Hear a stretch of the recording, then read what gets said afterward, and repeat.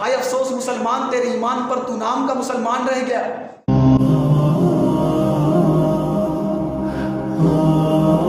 عزیز دوستو، آج جو دوسرا اور اہم پوائنٹ ہے وہ میں آپ کے سامنے پیش کرنے لگا ہوں 3 سے 4 منٹ کے اندر۔ میرے دوستو، فلسطین کے اندر یہ جو آج کل ظلم ہو رہا ہے، اسرائیل ظلم کر رہا ہے، بمباری ہو رہی ہے، مسلمان اتنے پریشان ہیں، تو اب ہمیں کیا کرنا چاہیے؟ پہلی بات، ہمیں ان کا ساتھ دینا چاہیے۔ مال کے ساتھ تعاون کرتے ہیں تو مال کے ساتھ تعاون کریں، جان کے ساتھ تعاون کر سکتے ہیں تو جان کے ساتھ تعاون کریں۔ اگر جان کے ساتھ نہیں کر سکتے، مال کے ساتھ تعاون نہیں کر سکتے، تو کہیں چل کر کسی احتجاج میں آپ شریک ہو جائیں۔ اس طرح نہیں کر سکتے ہو تو ان کے لیے کم از کم دعا کریں۔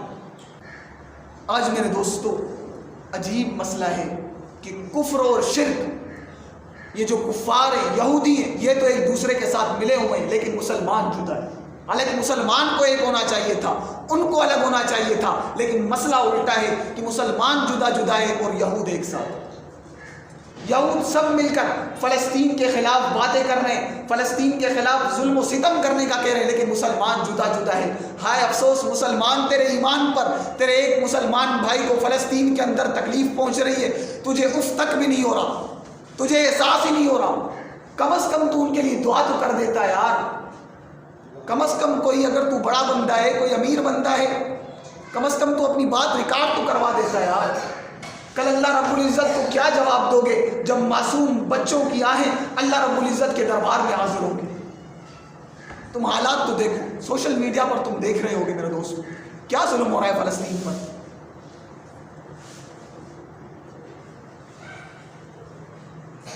اتنا تو کر سکتے ہیں کہ ہم بھی آواز اٹھائیں، مسلمان ایک ہو جائیں۔ اس سوشل میڈیا کے ذریعے میرا حکومت سے بھی مطالبہ ہے، عالمی ادارے پاکستان لیول کے، انہوں نے بھی کوئی آواز نہیں اٹھائی۔ حالانکہ امریکہ کہہ رہے ہیں اسرائیل کے ساتھ ہوں۔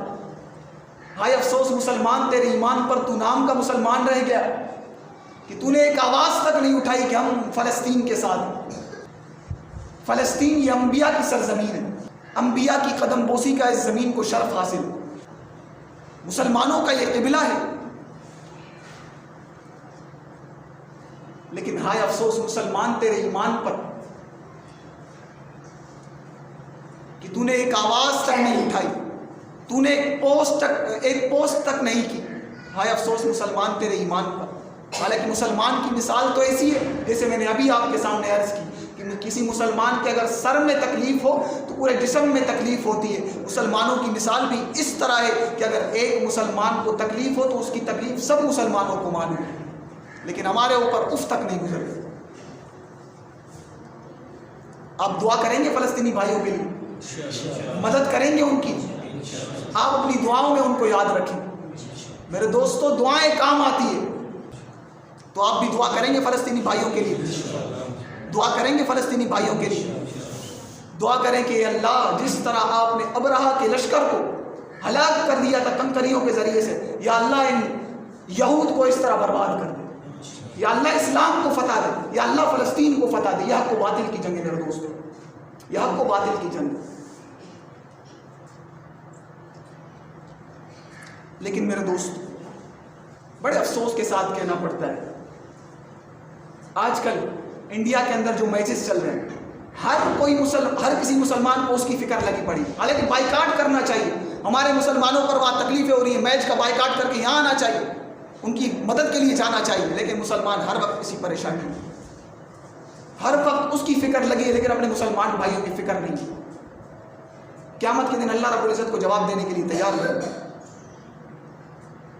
تو عزیز دوستو، ہمیں ان کے لیے دعا کرنی ہے، اور اللہ رب العزت سے خوب گڑ گڑا کر دعا کرنی ہے، حضور صلی اللہ علیہ وآلہ وسلم کے وسیلے سے دعا کرنی ہے۔ انشاءاللہ یہود برباد ہوں گے، اسلام کی فتح ہوگی انشاءاللہ۔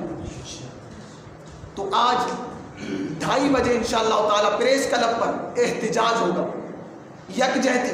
کیا مطلب یکجہتی؟ یعنی ہم یہ ثبوت دکھائیں گے پورے عالم کفر کو کہ ہم فلسطین کے ساتھ کھڑے ہیں، تو آپ سب آئیں گے انشاءاللہ؟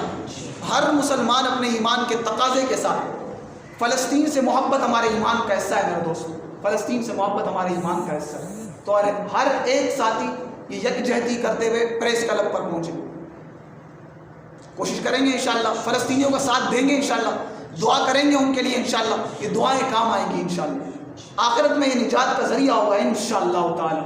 بس میرے عزیز دوستو، جو کچھ کو میں نے کہا اللہ رب العزت اس پر مجھے بھی اور آپ کو بھی عمل کی توفیق دے۔ اقول قولی ھذا واستغفر اللہ وآخر دعوانا ان الحمد للہ رب العالمین۔